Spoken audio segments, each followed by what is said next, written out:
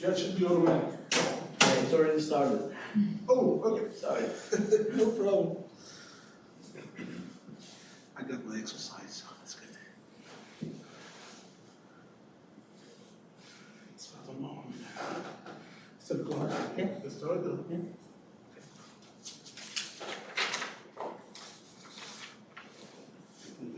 Fun it in. All right.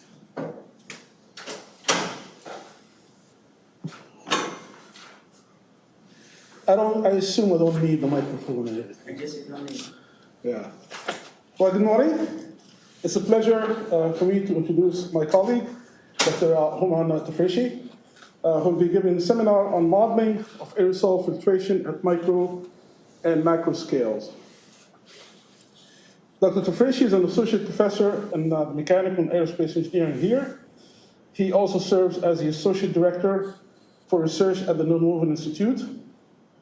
Prior to joining NC State, Dr. Tafreshi was with the Mechanical and Nuclear Engineering Department at Virginia Commonwealth University, where he worked as assistant associate and came on a full professor. Dr. Tafreshi researches on multi-phase fluids and particles, droplet transport through fibrous materials with applications in filtration and separation sciences. Dr. Tafreshi is an active member of the American Filtration and Separation Society and serves on the editorial board of Separation and Purification Technology Journal. He received his PhD. I'm going to need help in spelling here, but it sounds like it's Lappeenranta, University of Technology in Finland in 1999. Dr. Tafreshi? Thank you very much. Welcome. Thank you, Dr. Cheki, and thank you everyone for attending my seminar. So this is the third presentation I give in the department, and in the past two presentations I talked about droplets and superhydrophobic surfaces and self-cleaning applications. For this presentation, I'm trying to talk about something that I haven't talked about before, so hopefully everything I say today is new. So the outline of my presentation is that I first spend maybe 5-7 minutes about background information about aerosols and aerosol filtration to put all of us on the same page. Then I talk about microscale simulation, and by that I mean the simulations that you see the fibers in the simulation, and talk about macroscale simulation after that, which are at dimensions of the filter media itself, not fibers necessarily. Then I talk a little bit about mass spring damper, approach to modeling disordered fibers or particle structures. Then I talk a little bit about some ongoing projects. So for the introduction, aerosols you probably all now familiar with because now we're all wearing face masks, so we know what they are. They're typically from 10 nanometers all the way to 10 microns or maybe 50 microns. They're the typical range of particles that we're talking about in aerosol science. And the interesting thing about it, and it's counterintuitive, is that particles, flow field around particles is actually extremely viscous. And what it means is that nanoparticles in air, they feel like they are marbles or steel balls in heavy oil. They're so much surrounded by viscosity of the fluid around them that the flow field around a nanoparticle, like you see in this picture, is perfectly symmetric from left and right and top and bottom. So there's no wake or there is no separation that we normally learn in fluid mechanics. So this is a completely viscous flow, and because of that, particles are heavily coupled with the flow and they go wherever the flow goes. And separating these particles from the flow is a challenge. And think of this, that air molecules travel extremely fast. Typical speed is 500 meters per second. But they don't travel like a missile a few miles. They go very, very small distance, like 64 nanometer, which is the mean free path of the particles in air, or molecules in air, which means they go very fast, but they change direction extremely quickly. So that creates that very viscous effect around the nanoparticle. Now, the other feature of aerosols is that because they're extremely small, not always the air around them is a continuum flow. So sometimes the collisions with air molecules is more on the right and sometimes more on the left. So because of this, you cannot assume what we normally assume, no slip boundary condition for the surface of the particle. You will have aerodynamic slip, which in some ways it helps to reduce the drag force on the particle. And it's typically characterized using Knudsen number, which is a ratio of lambda, mean free path of air molecules over dimensions of the particle. So these are the two things that we need to keep in mind as we talk about aerosols. Also, in terms of collection of these aerosol particles with a fiber, there are 4 different capture mechanisms. The first one is called inertial impaction, which is the case where a particle travels, but because it's so heavy or maybe so fast, it cannot perfectly follow the streamlines around the fiber. It goes on a straight line and hit the fiber and get captured. This is called inertial impaction, and it's the exact same mechanism as when you're driving in a highway, you go too fast and highway turns and you cannot follow the turns and you hit the side. The other mechanism is called interception, which is the case that particles, not because they're too fast, but because they are large relative to the fibers, they follow the streamlines, but they come into contact with the fibers because the streamlines go too close to the fiber. And that's the case like when you're driving in a road and road gets narrower and narrower, you're following the road, but finally you touch the side of the road. The other mechanism, which is very important for nanoparticles, is Brownian diffusion, and that's what I already mentioned, that because the flow field around the nanoparticle is not continuum, it is very possible that you have more collisions on one side than the other side, so particle is always subject to some random motion as it follows the streamline, and it may come to contact with the fiber and get captured. Electrostatic attraction is another mechanism which is very complicated in nature, and I'm going to talk about that one soon. But basically, electrostatic attraction is you have a charge difference between the two fiber and particles, and they attract each other. A typical aerosol filter has a V-shaped performance. It's like the one you see here, if I can get the mouse to work. It doesn't let me, yeah, here it is. So here's the V-shaped performance, and that is because diffusion is a dominant capture mechanism for nanoparticles, and interception and impaction are dominant for large particles. So in between the two, when you add all this together, there is a minimum efficiency at a particle size of around 200 or 300 nanometers. It's called most penetrating particle size, and these particles are the hardest one to capture. This is for a mechanical filter. If the filter is charged, the behavior is a little bit different, but not by too much. One last thing about history of aerosol filtration. The history was developed, or filtration science was developed almost 100 years ago, and all the theories that you may see in the literature, they're all designed for capture of particles by fibrous filter, but the filter was modeled as a 2D geometry, either one single fiber like you see here, or a collection of fibers, but all in 2D. And because 2D simulation can never ever resemble reality, so it always loaded with tons of empirical correction factor to make the predictions match experiment. And this table shows only a few of these equations that you will see all have these random correction factors all around to make predictions match experiment. What we did, and is the novelty of our approach, is that we came up with a method of simulating aerosol filters, but without having any correction factor added to modify the predictions. And that's become the story of microscale modeling. So the objective is to simulate something like this, that is a typical meltblown fiber you see in a typical face mask. Fibers are about 4 or 5 microns in diameter, and the media is less than a millimeter thick.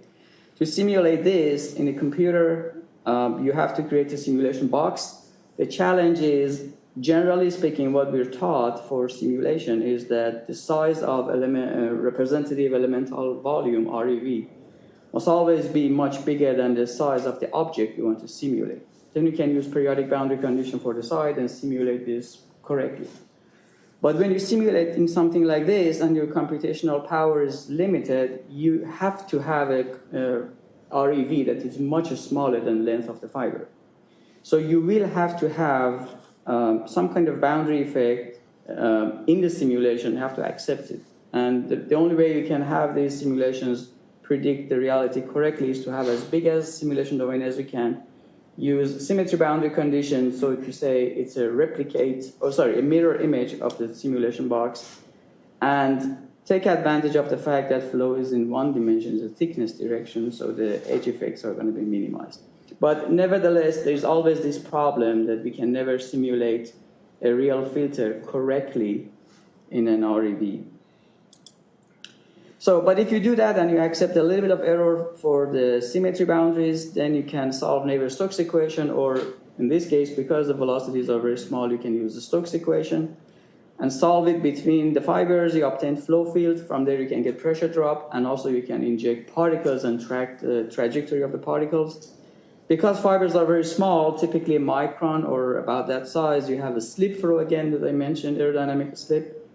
And it's characterized, as I said, using Knudsen number. And because of that, because you have aerodynamic slip at the surface of the fibers, then you will have to include some kind of a slip flow on the surface of the fiber. That is done, in our case, using a UDF for Fluent that assign a slip flow, slip velocity at the boundary of the fiber using mean free path of the air and the gradient of velocity at the wall.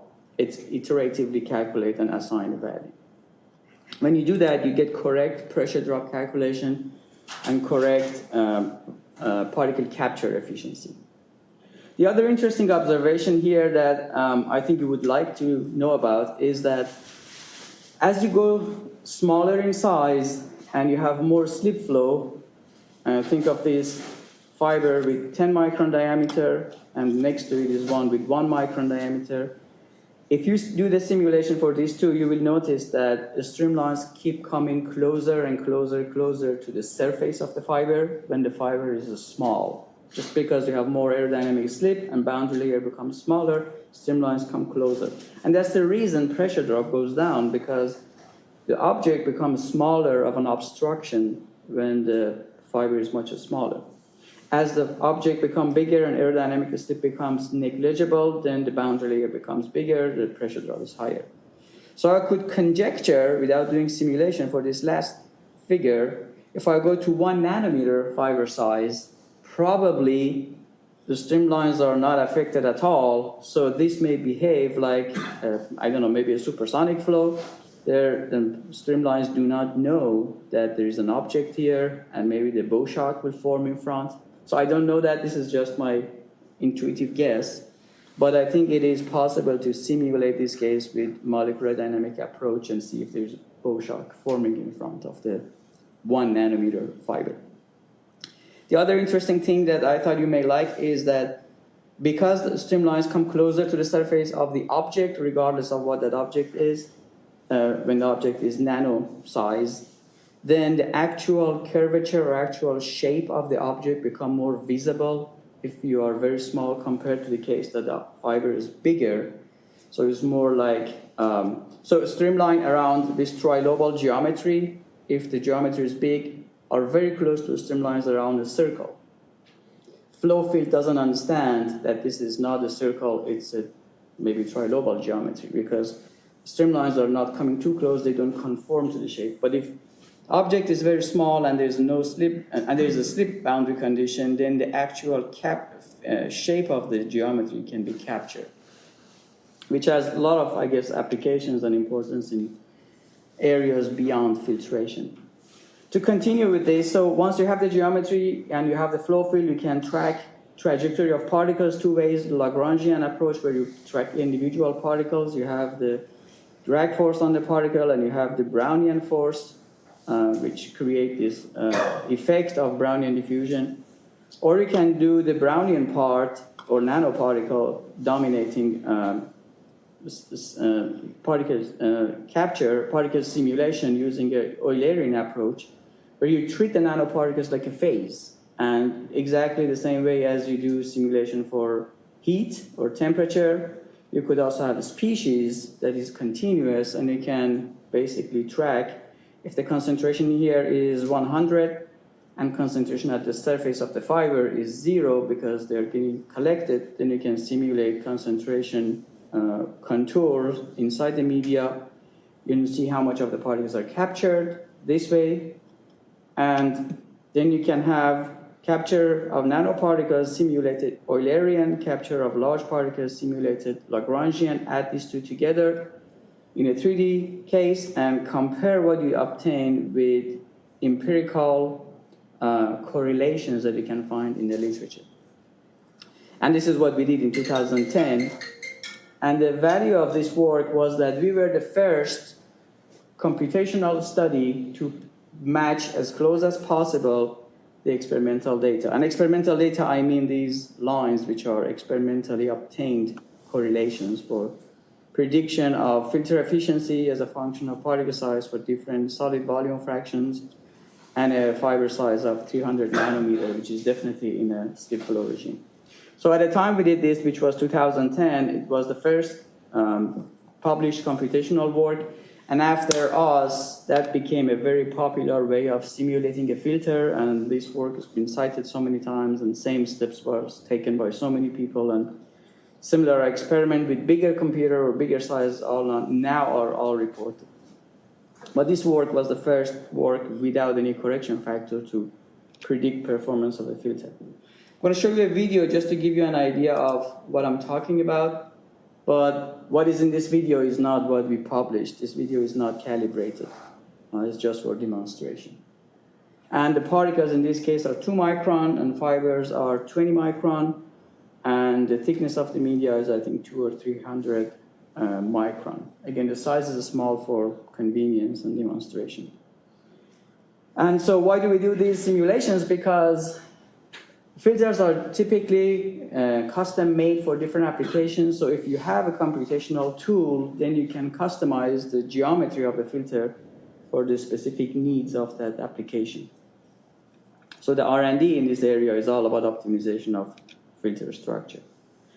Now, keeping in mind that filters do not remain clean, and most often they're loaded with particles, so it's important to see the performance under loading. In this case, with the same microscale approach and Lagrangian particle tracking, now you can have the position of the particles that they touch the fiber marked. And in this case, where particles are bigger than mesh size, like what you see here, these cells are all marked for basically creating one particle here on the surface of this fiber. And the next particle that come into contact with this existing deposited particle is also marked. And as you mark these cells, you eventually create the dust load on the surface of the fiber. There are some challenges to keep in mind because particles are created by these marked cells. So if your mesh is not dense enough, if you want to create this dust cake, you actually produce something like this, a contact point, and all these gaps in between becomes a solid blocked group of cells. So this is not permeable to air, so you will over-predict pressure drop, you will over-predict collection efficiency. So we did some other tricks to overcome this problem. One is to apply permeability to these blocked cells to make it a little bit more realistic. Regardless, we could simulate the position of particles and growth of this dust cake on the fibers and predict the service life of a filter as you define a pressure drop as the end life, and we do this in 3D. Now, for microscale, if you want to do the same thing for an actual pleated Hepa filter, which is an expensive device, I just did a couple of days ago, I searched online to see how much it costs. And this is not the highest price you pay for a Hepa filter. It could be anything much higher than this or less. It depends on quality. I guess this one is an average value. It captures 99.9% of particles. I think that size is 300 nanometer and is made of microglass, which means it's not charged. But the thing is, Hepa filters are all pleated, and if you overpleat, or if the filter receives too much dust and get clogged, you have to basically deal with excessive pressure drops and other problems that come with a clogged filter. And in case you did not know, pleating is a way of putting more filter material in a small area, just like in your car. So pleating is always there. So if you want to simulate a pleated geometry, a pleated filter, and you want to see how it gets loaded, you can't do microscale because it's too time consuming. You have to go macroscale. And when I say macroscale, it means the simulations that you don't see the fibers anymore, and you don't see the particles anymore, but you see dust cakes, and you see the media, and you see more macroscopic geometries. So in this case, we had to come up with a completely new algorithm to simulate the position of particles on the filter. And to do that, first of all, we assume the entire simulation domain is a porous material.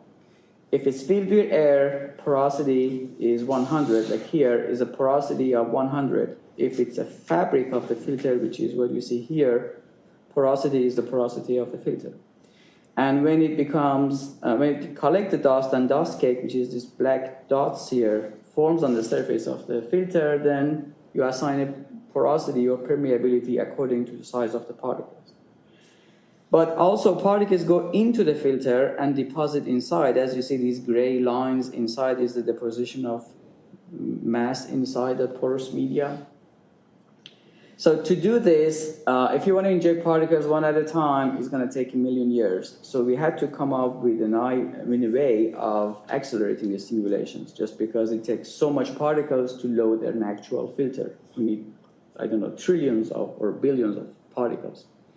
So we came up with this particle cluster concept, and that is, you inject a particle, it has the same size and all the characteristics of one particle, but it has like a mass which is 1,000,000 times more than the actual mass of a particle.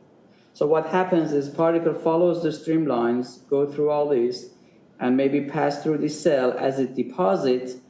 Now we treat that cell, each of these cells inside this mesh domain, inside the filter, as a tiny little filter by itself.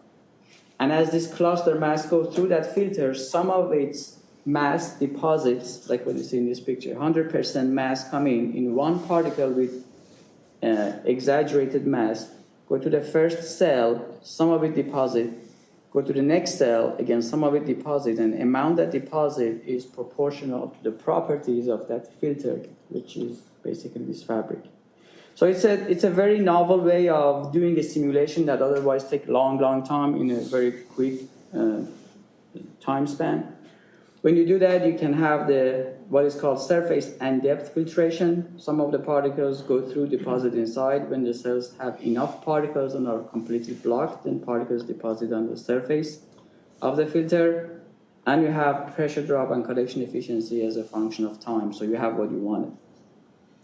And you have to recalculate the flow every few injections so that the streamlines are modified based on the position of the particles. And if you look closely, you see some of these streamlines have modified themselves trying to find the path of minimum resistance through the fabric. So that is what is needed to get correct pressure drop and collection efficiency.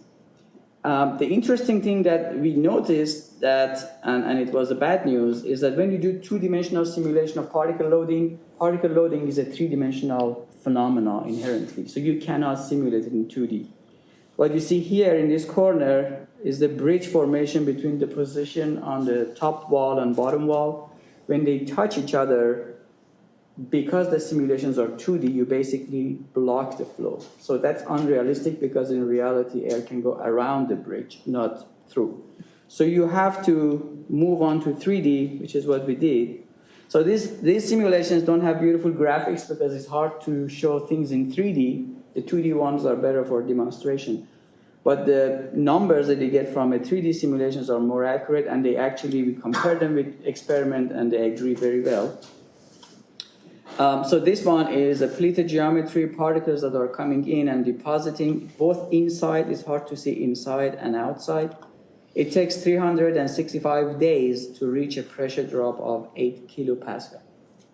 Now for the same pressure drop, if you keep that as the end life of the filter and you inject 1 micron particles instead of 10 micron, first of all, the dendritic structures are very different, as you see, because nanoparticles or small particles have more porosity when they produce a cake. And the lifetime of the filter is not 365 days, now is 199 days. It means you have to change this filter faster compared to this one. Now, if you have a polydispersed aerosol would have particles of 1 to 10 micron, depending on particle size distribution, you may get different life. But in this case, we got 166 days.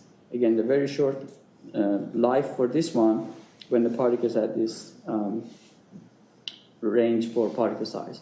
And I think it's because when the particles are polydispersed, they pack better, so the dust cake becomes denser. And I talk about particle cakes very soon, and you will see some other activities in that area. So next thing I want to talk about is mass spring damper modeling of fibrous structure. This is a completely new way of generating structures that people used to do in a very different way. For our work, we used to basically simulate a filter by taking a box, filling it with as many fibers as you need until you reach a porosity that you desire. The shortcoming of that is that in no filter manufacturing process, you input porosity. If you have a machine and you set the fiber diameter, you set weight or thickness of it, you have no button to say porosity. So basically, every time you want to simulate a filter, you have to first make it and then go measure the porosity of it and then adjust your simulations accordingly. So it's a shortcoming of simulation approach. The other thing is in what you see here, fibers get into each other. If you could see in that picture, they interpenetrate, which is unrealistic.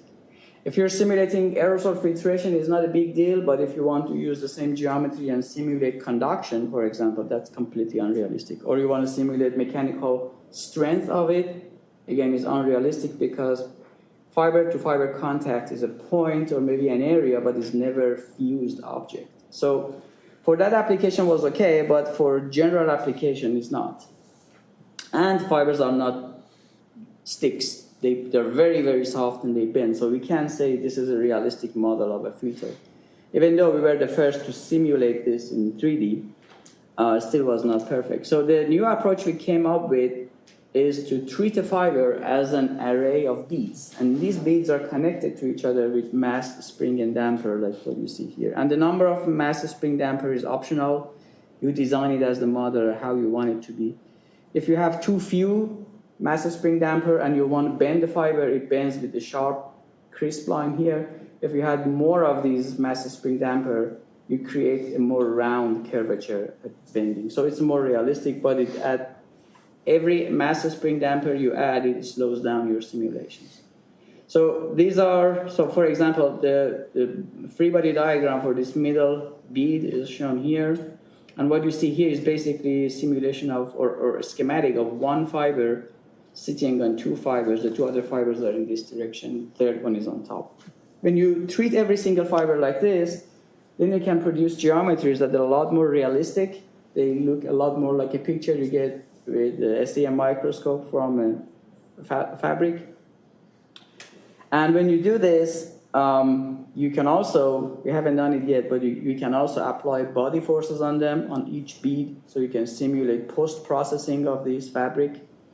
Or you can apply drag forces if you want to know, it's a fluid solid interaction modeling, if you want to see how much a filter or a material compress because air is going through it or water going through it.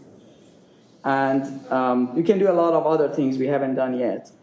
And for this simulation, we needed to know the velocity of these particles as they come down. I forgot to mention here, when you do this, for every one of these beads, you're writing Newton's second law. So you write a second order differential equation for every bead.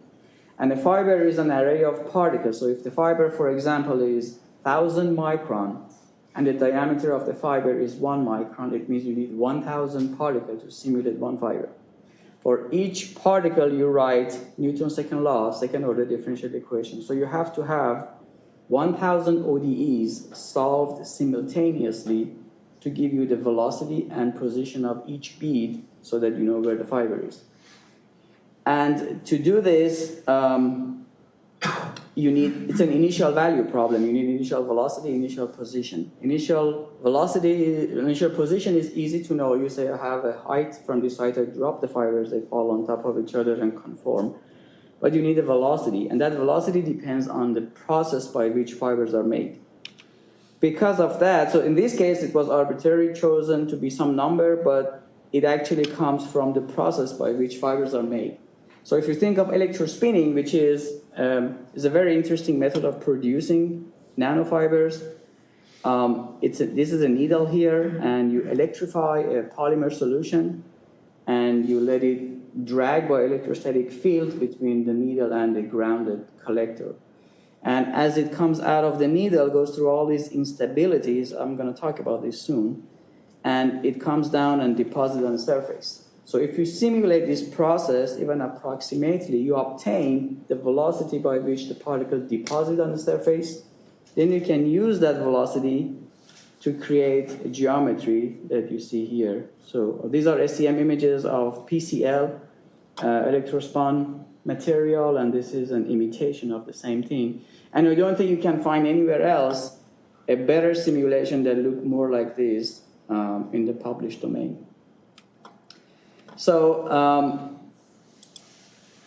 so to do the electrospinning simulations, basically we're using the model originally developed by Yarin and Renneker. And in their model, basically the polymer is treated as a series of beads connected to each other with mass spring damper. And the forces acting on each individual bead is the electrostatic force that pulling this jet downward. So it's in the K direction, in the vertical direction. You have Coulombic force, which is the force between each charged bead and all other beads around it, because they're all charged uniformly, positively. All these beads hate each other. Because they hate each other, they repel each other. Their repelling effect is the one that creates this instability that fibers just want to explode and get as far as it can from each other. You have viscoelastic force, which basically prevents a stretching. It wants to keep the beads together because the polymer is viscous. And you have surface tension force because you have a liquid in air. So any liquid has surface tension and does not like stretching. A droplet likes to form a bead or a droplet because it wants to minimize its surface. So surface tension wants to minimize the surface of this fiber. And because this polymer jet is polymer dissolved in a volatile solvent, and solvent evaporates very quickly, so the diameter of the fiber becomes smaller. So all these are formulated by Yarin and Renneker. We implemented this in a Python program. And what you see here is the result of that simulation of electrospinning process. Now, I'm going to switch gear a little bit now. The same algorithm, the same approach of using mass spring damper to produce fibers or electrospinning simulation can also be used to simulate non-spherical objects. Are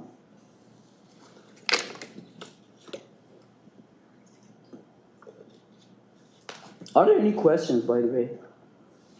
I keep going. Please feel free to stop me if I go too fast. Have you ever had to create a random close packing of particles?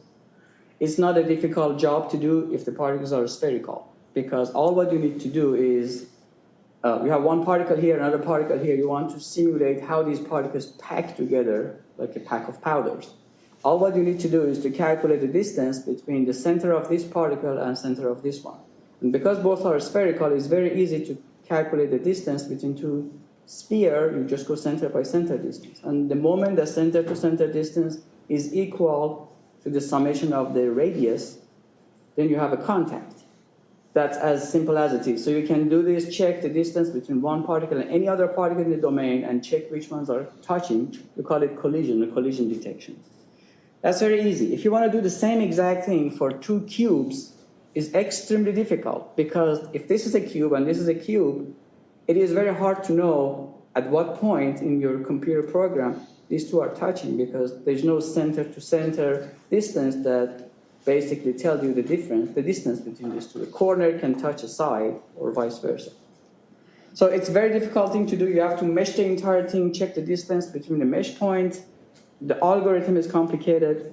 So then the method we came up with, and it's quite novel, is that you represent an object, sphere, or sorry, a cube, or any other shape like this one is a three-dimensional plus sign. It's like a jackstoid, with a collection of particles connected to each other. So this three-dimensional plus is now represented with, in this case, three mass here, and that's what you see here. The same exact algorithm that produced those fibers can also be used here to create a pack of non-spherical geometries very, very easily. So we did it here for this geometry. And by the way, because these are mass spring damper, they could be soft. So if you're packing soft particles, you can also adjust and calibrate your code to simulate packing of soft object. And particles could have body forces, they could be charged, they could have many other forms of forces acting on them. So here's one simulation of particles with cubical shape, and cube could have different aspect ratios. Easily you can simulate these. Or this one is particles that are spherocylindrical. They're basically a cylinder with two spheres at the end. You could have geometries where you have particles embedded in fibers, and you want to optimize the geometry of how much particles, how much fiber. So you can easily use this algorithm to optimize a porous material. And this is one example of having all kinds of fibers and particles, non-spherical shape, deposited on top of a filter surface, and the filter itself is made of series of beads. Okay, so that was what I was about to talk about. Now I'm going to talk a little bit about ongoing projects, talk a little bit about modeling electrostatically charged media, a little bit about coalescence filtration. You may have heard me talk about this, and a little bit about modeling compression. So electrostatic charge is completely new to me. I'm reading and I'm learning as I go. But basically, there are two dominant mechanisms of charging a filter for aerosol filtration application. One is triboelectric charging, which is a good example of it, is what you see here. Every time you have two material of different properties, you rub them against each other, they exchange electrons and they become charged. It's very easy to charge something like this. It's very easy to rub a balloon on your hair and it gets charged and it sticks to the wall. It is extremely hard to know how much charge you put on it. So it's one of those things that is easy to do, but it's extremely hard to control. So you can charge a filter if it's made of two different polymers, and as it moves and it's friction or in the processing, it gets charged. But it's very hard to know how much it charged. It's very hard to charge it more. It's very hard to charge it less. That's one mechanism of charging, but it is very uncontrollable. The other way is coronal charging, is that you produce a very strong electrostatic field, and you place your filter in that field. That corona creates ions, and ions travel following the flow lines or field lines and deposit on the surface of the filter. Coronal charging is another mystery that I don't know much about. I'm trying to learn more, but it appears that if you charge a filter in a conventional way of the way industry does, you create either bipolarly charged or unipolarly charged media. And bipolarly means if you use a field meter and measure the surface potential, one side is positive, one side is negative. If you charge it unipolarly, you don't let the bottom of it contact a conducting surface, both sides are going to have the same polarity. It does not mean that individual fibers have that kind of charge distribution, but that is what you get macroscopically when you measure. So I'm working on this and I'm trying to learn more, but it's very hard to know what you do when you do charging. Regardless, you can charge a filter, and every face mask you wear is actually charged. Otherwise, it won't capture everything for so little pressure drop. And one other interesting thing we observe is that nanofibers that are very good mechanical filters, they're not actually good electric filters. And the reason is electrostatic field is the body force. If you don't have much body or don't have much mass, then you don't have too much charge stored in them. So nanofibers don't make good electric filters. So if you have a typical filter and you charge it like a melt-blown filter, and you charge it bipolarly, as I said, one side is one polarity, other side other polarity, and you test it in a filter tester, which in this case is this TSI machine 3160, you get a performance like this, a V-shape, and I previously talked about the V-shape performance. And if you charge it unipolarly, then you get these black symbols, much less efficient if you look at efficiency versus particle size. And if it's not charged at all, you have these blue symbols. That's what you get here. And I mentioned earlier in the beginning of my talk, there are like 50 years history of empirical correlations that you can use and predict performance. They're all empirical. If you happen to know how much charge is stored in the fabric, you can use those equations to predict, which give you these lines, red line, black line, dash blue line. We don't know that, so the only thing we could do was to fit those equations into these experimental data. So predictions, these are not 100% predictions, these are more like hair fit to get the same shape. What it means is the equations are working, but you need to have calibration for them to work. And the way those equations are written, I didn't explain it too much because of I didn't have enough time to go through details. But the three mechanisms I already mentioned, inertial impaction, interception, and Brownian diffusions, are all formulated here. Electrostatic actually has two forms of particle attraction. One is for when particles are neutral and you polarize them because the fibrous is charged, and that's called polarization force or collection due to polarization. And the other one is when the particles and fibers both charged.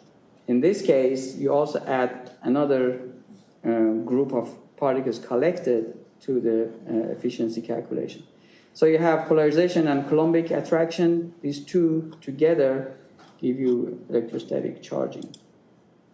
Now we're working on simulating this effect. We have the most realistic simulation of fiber or filter structure. We can easily add the body force due to electrostatic field to what we did before. And if we know where the charges are, which is the challenge, then we can simulate collection efficiency of a filter due to mechanical attraction or capture, and also due to electrostatic attraction.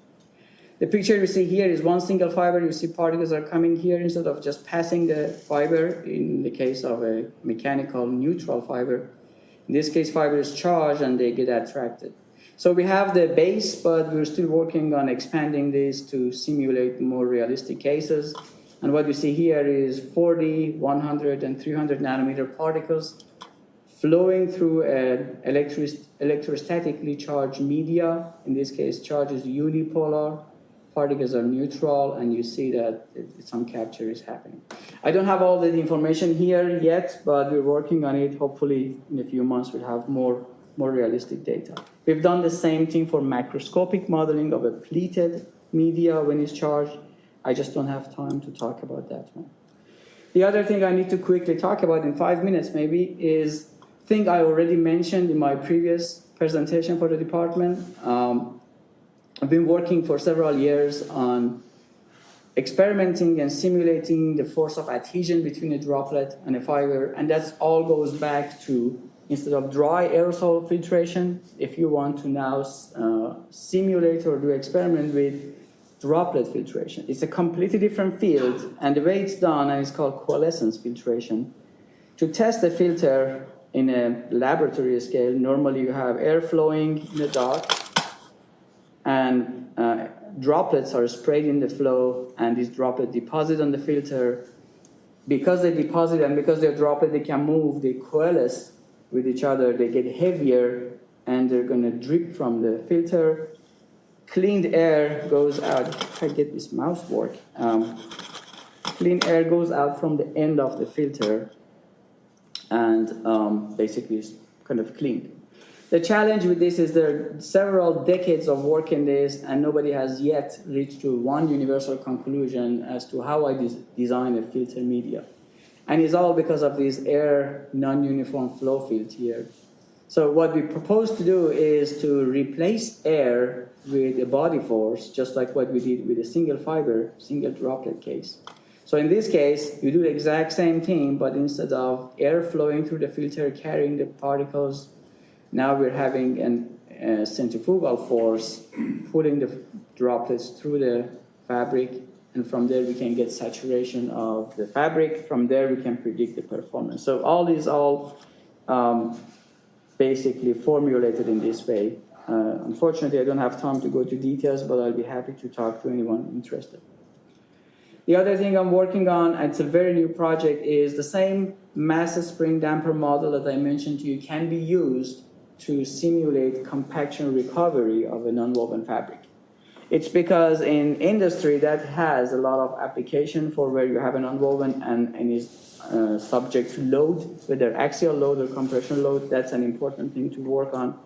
So what is being done experimentally is to get an image like this or a nonwoven like this, image it and then compress it and image it and obtain pore size from these digital images, but we haven't been able to actually simulate the compression of the media to that mass spring damper model. So the plan for future is to develop a force network model that allows us to propagate the forces upon contact from one fiber to all other fibers, or if there is a fluid going through this, and create the drag force on them, and we can simulate the effect of drag force on compressing the structure.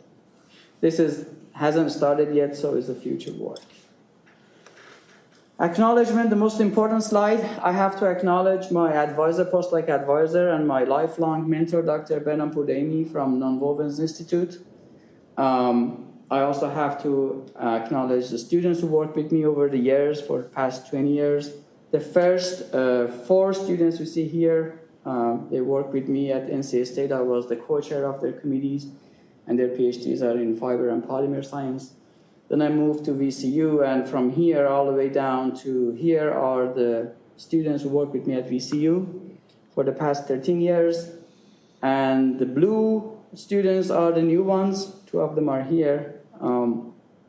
They're 6 months or maybe 9 months in my lab, so we're looking forward to a lot of good work in this with them. For funding, I would like to acknowledge Nonwovens Institute. I have received multiple funding from NWI over the years. Currently, I have 3 projects with NWI, and I'm a PI. I have a project with Nimble. I'm a co-PI on this project. I recently, with Dr. Liu and Dr. Gao from TCS department, we got this exploratory funding, seed funding from NC State to look at solar or solar desalination membranes for water purification. In the past, I had several other grants, 2 from NSF, 1 from DARPA, and some other grants from different places. The total funding for me, PI or co-PI, is 4.8 million, and the distribution to my lab was 2.6 million. And my lab produced 140 papers over the past few years. 140 papers, and citation to these papers is 3,800 something according to Web of Science. If you look at these numbers in Google Scholar, numbers are more, but Google Scholar is less selective. So anyway, so thank you so much for your time and attending my seminar, and if there are any questions.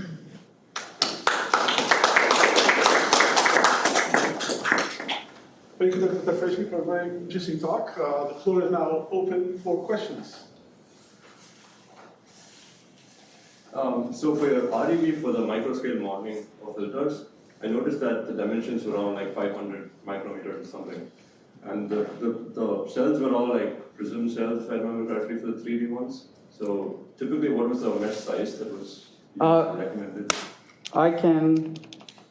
So you're talking about Microscale. these, right? Yep. So the rule of thumb that actually we came up with is the minimum number of mesh you need around the perimeter of a fiber is somewhere around 15 to 20 mesh or grid points around circular perimeter of a fiber. It's like an out-of-size fiber? It doesn't matter. Okay. If you have about 15 to 20 mesh around the perimeter of a fiber, and now you mesh the entire geometry based on that mesh distribution, and based on that you mesh the entire volume, that's a reliable simulation. Okay. So it's not really dependent on size of fiber, it depends on the size of domain. Okay. And that gives you probably for a simulation like this, it gives you around maybe 5 or 6 million. And I learned recently that these are all tetrahedral mesh. In the past we used to use, I learned recently that with this poly mesh, you can mesh a lot less. And so this is a new addition to Fluent. Yeah, I meant tetrahedral, not prison, sorry. And like the dimensions of the RDB again, how is that like selected based on self-repeating units? There is one criteria in the literature for correctly simulating pressure drop, and it's called a Brinkman criteria. And that is that if you have to get the size of the XY domain, this size that you see here, it should be according to an equation. It's like 14 times the square root of permeability. And you can get permeability from an equation, use that to get the XY dimension. There are some criteria, but the best answer to give you is you want the domain to be so big enough that you can say flow only goes this way, there's no lateral flow, right? And you almost get it with the size that I'm showing you. Okay. If it's too small, you will have side flow and symmetry boundary condition ruins that completely. Okay, and what about the macro scale modeling case? This mesh size? Yeah, like, do you have again like a standard or was it again more of an iterative? No, this one is more interesting. It's a very good question. So if you want to simulate this whole thing and your plan is to have simulations that maybe are done in one afternoon or one day. So your CPU time, you target the CPU time. Based on that, you target the mesh. You determine the mesh. And now, because these ones, the particles are much smaller than the cell, if you make the cell very small, you get better accuracy, but that costs you the CPU time. So it is all dependent on how much you are going to wait for a simulation. Is basically accuracy versus CPU time trade-off. I want very accurate, but I'm going to wait 3 days for it, or I don't need that much accuracy, but I want to have like a quick turnout. Okay. So it is, it's completely your choice. Okay. Thank you. Sure. But one other thing I add, across the thickness of the filter, maybe that's the answer you were looking for. Across the thickness, typically we have at least 10 cells. Okay. If you have 10 across thickness, then you can make it more or less. But okay, and the dimensions of this filter is again for... This is 1 inch. Sorry, I forgot to mention. The typical pit is 1 or 2 inches. Okay.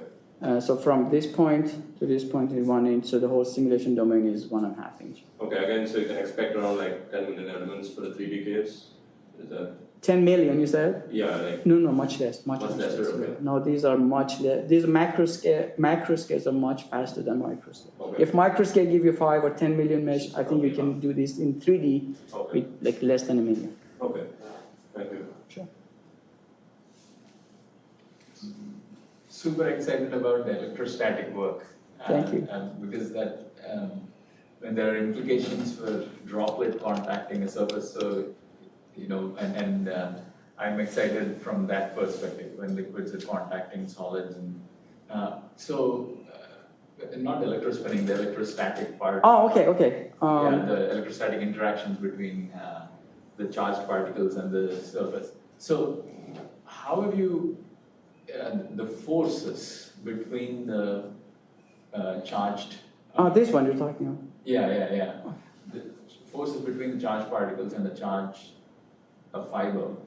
How are you modeling that, or is that built into whatever software? No, it's not. None of it is built in. So there are two things. There, at least as far as I've learned recently in the past year, I don't have a history, but there are two kind of forces that apply to a particle in a charged media. One is polarization, and that is the particle has no charge, is traveling next to a charged fiber.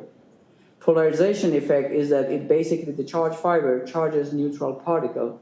Because of that, it attracts. So that's one force, and I had actually an equation where they removed it. The other force is if this is charged and this is charged, now it could be positive, positive, which they repel each other, negative, negative, repel each other. The best case is positive, negative, or negative, positive. In that case, they attract, and that is a Coulombic force, which something, what do you see here? This one. So these two forces need to be added here to correctly simulate. Right now, what you see on this page, we only have polarization force.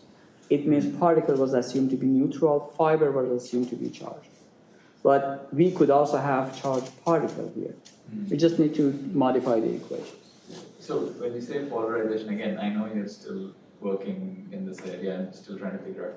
Are you talking about like a Leonard-Jones potential non-Coulombic interactions, like not a 1 over r squared, instead 1 over r to the 6? It's not Leonard-Jones, no, it's not molecular attraction force. It's more macroscopic. So I have the equations, but they're basically assuming you have an electrostatic field around an object, and how much this charge will induce charge into another object. And when it happens, how much is the force between them? It's not a Leonard-Jones or molecular or atomistic force. Okay, interesting. Cool. Thank you. I really enjoyed the entire talk. I mean, like for the electro spinning modeling part, I guess like when you're actually electro spinning fibers, like the solvents will be evaporated, right? Like as they're coming through. So would that do anything to those forces? If you look at like the time from top to bottom, where it's something important. This is the last one, the evaporation. So Oh, okay. based on what we have, evaporation is only considered to reduce the size. So it's basically mass transfer from an object. So this equation is a Sherwood number correlation for rate of convective mass transfer from the surface of a fiber. Okay. So as of now, the way this model is that these forces contribute to stretching and spinning and spiral motion. But this force, the evaporation of the solvent works to reduce the mass. Of course, when the mass is reduced, it responds differently to body force and surface force. So the response changes, but this itself, as of now, this solvent evaporation does not contribute directly to a force. It contributes to reduction of the mass of the object. Okay, that makes sense. And then regarding like the spring dashboard model, like when you're having a chain of ES, so how were the E and eta of like each of those being determined? Are those finding from experiments or? What E and eta, you mean constant mass, spring constant? Yes. Those are things to be calibrated. So if you know your particle is never going to deform because it's so hard, right, then you assume a very strong stiffness to the spring and damper. If you know that this is a soft material like a gel and it's going to deform, then if you do a calibration in some way, then you can have those spring and damper constant added to the model. Like for a fiber, one of the things I didn't talk about, but we did, was here, for a single fiber, we had some study in the literature that somebody put a PCL fiber on a TM grid, and with AFM tip, they press on it and they got the deformation. We calibrated the mass, spring and damper constant using that experiment. okay, And we put that in the code. So if we do any calibration for single fiber, we can calibrate the code. And same way here, if anybody can, for a given particle, if you can maybe apply some force with the AFM tip or something and see deformation, we can use that number to, especially people who work with MOFs, if somebody go ahead and put a MOF on their AFM tip and apply force on it, these are really look like a MOF, metallic organic frame. You can calibrate the code for that. And then blending MOFs and fiber is a new thing people do in filtration because MOF can absorb things and we can optimize how much of what we need. okay, thank you. Any other questions? We still have 1 minute. One quick one. Sure.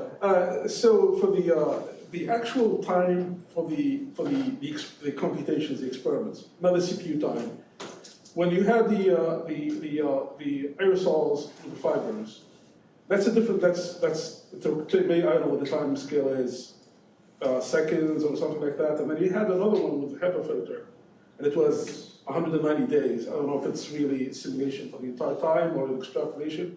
So can you comment on that? Sure, yes. So for example here, it is you as the modeler decide this filter is subject to an aerosol with a concentration of X. So if it's highly concentrated, it's going to get clogged very quickly. If it's not very concentrated, it takes a long time. So when I say this many days, it was for a given concentration. But it is the simulation is predicting 190 days. So you integrate your solution over 190 days, right? Simulations are actually not time dependent. Simulations are steady state. So you inject batch of particles, and the amount you inject is based on concentration at a given flow velocity. Okay. The deposit, you recalculate. Now, if you want to see what if another batch of particles come in, Okay. whenever they come is you decide. So these are not time-dependent calculations. They're individual, back-to-back steady-state calculation.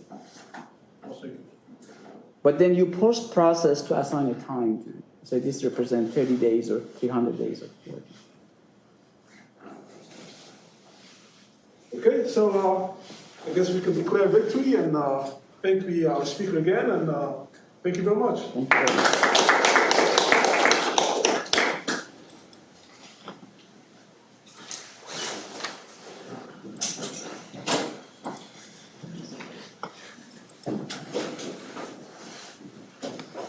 Hey everyone. Sorry, I missed the first few minutes of your talk. No problem. So, Thanks for coming. yeah. Well, I'm looking forward to seeing more of that electrostatic work. We could probably do something. Absolutely, yeah. We can sit down and talk. I'm learning. It's very fascinating. Every few years I learn a new. Thanks so much. Thank you so much for your help. Thank you. Appreciate it. Thank you. 5 years ago I got attracted to magnetic field, and now I'm getting into electrostatic. Electric. Yeah. It's I very- gotta run, but I'll talk to you later. Sure. Thank you very much. Thank Nice you. talk. Thank you. Super cool, by the way. Yeah. Thank you. See those three-dimensional simulations. I just have one quick question. I just can't really pick up on. So you have a three-dimensional movie, right? And you probably see a lot of Lagrangian particles through that three-dimensional domain. But how did you numerically condition that capturing process? Like, Oh, the capture part. Yeah. Oh, that because how does those particles actually stay there? yeah. So when you do particle tracking, you're Yeah. solving Newton's second law. Yeah, of for course. particles. So at Yeah. any moment of time, you know Yeah. the velocity of the Of course. particle. You know Yeah. the position. Uh-huh. So you check if the position compared to the cells that are marked as solid. Yeah. You check the distance between the solid cell Uh-huh. and the center of the particle. Uh-huh. If it becomes equal to the size of the particle, it means you're touching it. And so I guess my question is then, there must be some point that you for each individual particle you have a force balance down there, right? And